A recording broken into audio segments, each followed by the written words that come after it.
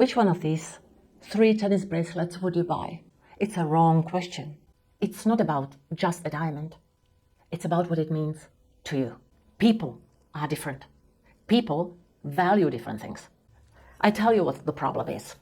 The problem is that everything else dropped by hundreds of percent. The valuers who give you valuation for lab-grown diamonds, I am seriously considering calling them cheating. Like comparing a photo of Mona Lisa with original Mona Lisa. Which one of these 3 tennis bracelets would you buy? I guess you would say the biggest one, fair enough. But it's kind of the same question as if asking you, what is the best car? It doesn't make any sense. It's a wrong question. This debate is getting louder and louder, even though it doesn't make any sense. Buying diamonds, it's very personal, just like buying cars. You choose your car based on what you want, what you like, and your budget. Buying diamonds is the same. It depends on who you are, what you value, what you want, what you stand for, and your budget. This debate, natural versus lab-grown diamonds, just creates noise, drama, and confusion. And I want you to be confident in buying your diamonds, just like you're confident in buying and selecting your car. In this video, I am gonna take you through some data, recent data, some facts, and what's happening in the world of diamonds, so that next time you wanna buy your next diamond, you can relax and be confident in your choice. It's not about just a diamond. It's about what it means to you. Let's have a look at these 3 tennis bracelets. The first and the third one of the highest quality, the highest color, and high clarity. The only difference between them, the first one is made of natural diamonds, and the last one is made of lab-grown diamonds. The middle one is natural as well, and it has diamonds of lower quality. Okay, let's say all of them have 6 carats. So what are their value? What are their values?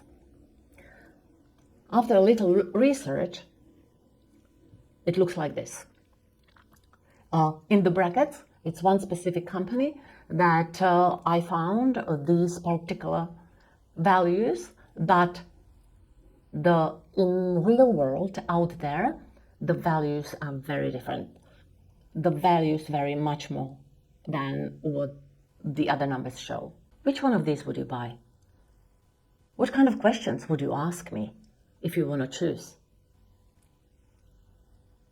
We are still all mesmerized by diamonds are forever, right?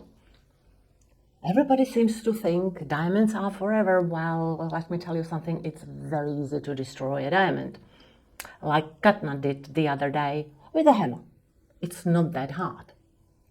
But what is hard is to get over this tradition, which is not a tradition at all. Diamonds are forever comes from fantastic marketing campaign from 1947 by De Beers. They figured it out and they mesmerized the world for next 60 years. But now we are dealing with the lab-grown diamonds. So what is a poor customer supposed to do? Let me show you some graphs.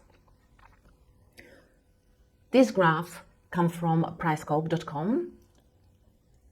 They've been collecting data for last 17 years. And this is what the values of diamonds look like in last 3 years. Let's have a look at small round diamonds under half a carat with these specifications. I particularly want to tell you that these are very average diamonds and the poor quality of the cut. So these diamonds are not your best diamonds in the world, okay? Well, in last 3 years, it just happened that value of these diamonds, natural or lab-grown, dropped by 19%. If we have a look at the bigger diamonds, 1 to 2 carats, the numbers look different. Natural diamonds dropped by 60% and lab-grown diamonds dropped by 276%. Wow. These are consumer prices, these are retail prices, mostly from online vendors. But the difference is striking. And if we go bigger diamonds, again, 3 to 4 carats, look at that difference. 55% for natural diamonds and 700% for lab-grown diamonds. That makes you think. Now have a look at the natural diamonds in last 17 years. Why exactly 17 years? Because PriceCope started recording this data, collecting this data 17 years ago. So for natural diamonds, you can see the graphs, and depending on the size of these diamonds, they dropped 15, 19, or 8% in these whole 17 years. Now have a look at the lab-grown diamonds 5 years ago. Why 5 years ago? Again, PriceCope started collecting this data for lab-grown diamonds 5 years ago. So look at that. For some reason, little diamonds under half a carat went up in value, but everything else dropped by hundreds of percent. What it actually means, let's have a look. If you bought a 3.5 carat lab-grown diamond 5 years ago, you would have paid over $27,000. Today's value of the same diamond is $3,500. Now compare it to the same diamond, but natural. 17 years ago, you would have paid $106,000. Today, you would be paying just under $100,000. $3,500 versus almost $100,000 is a huge difference. Yeah, it's true. This diamond would look exactly the same. And not even a jeweler with a naked eye would recognize which one is natural and which one is lab-grown. That's a big difference. Now, tell me, just because we started making cheaper cars like Suzuki, did Ferrari disappear? Did Mercedes disappear? No, there is market for all the cars. Not because of the cars, not because they are better or worse, or they are pink or they are blue. They are different. People are different. People value different things. For somebody, it might be a life dream to get a Lamborghini. For somebody else, it's complete waste of money. And so on. Like with everything.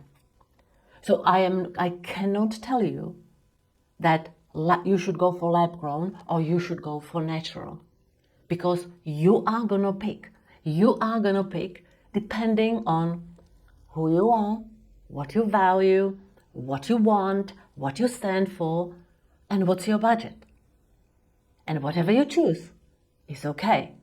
Talking about value of lab-grown diamonds.